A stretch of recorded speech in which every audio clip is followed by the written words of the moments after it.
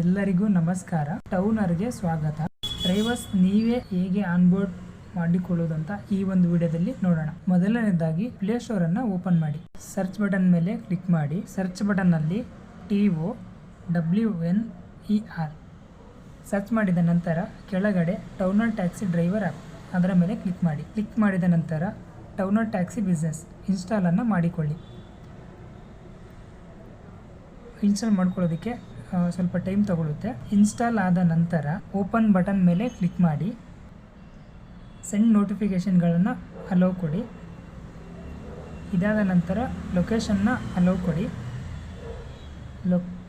Location ಸಹ hello ಕೊಡಿ. ಇದಾದ ನಂತರ ಕ್ರಿಯೇಟ್ ನ್ಯೂ ಅಕೌಂಟ್ ಬಟನ್ ಮೇಲೆ ಕ್ಲಿಕ್ ಮಾಡಿ. ಇಲ್ಲಿ ಮೊದಲನೇದಾಗಿ ನಿಮ್ಮ ಹೆಸರನ್ನು ಫಿಲ್ ಮಾಡಿ.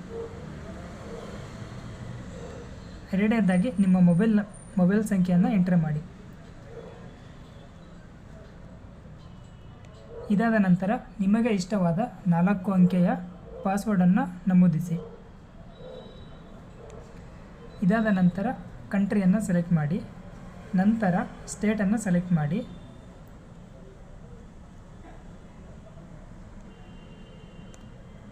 ಇದಾದ ನಂತರ ನೀವು ಇಲ್ಲಿ ಡ್ಯೂಟಿಯನ್ನು ಮಾಡಿಕೊಳ್ಳಲು ಇಷ್ಟಪಡುತ್ತೀರೋ ಆ ಸಿಟಿಯನ್ನು ಸೆಲೆಕ್ಟ್ ಮಾಡಿ.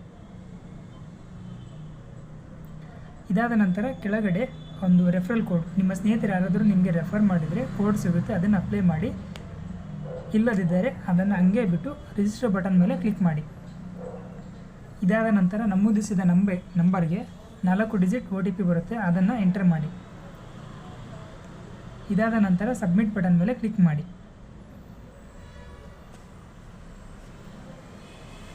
ಇಲ್ಲಿಗೆ ನಿಮ್ಮ ಆನ್ಬೋರ್ಡಿಂಗ್ ಪ್ರೊಸೆಸನ್ನು ಈ ಥರ ಮಾಡಿಕೊಳ್ಳಬಹುದು.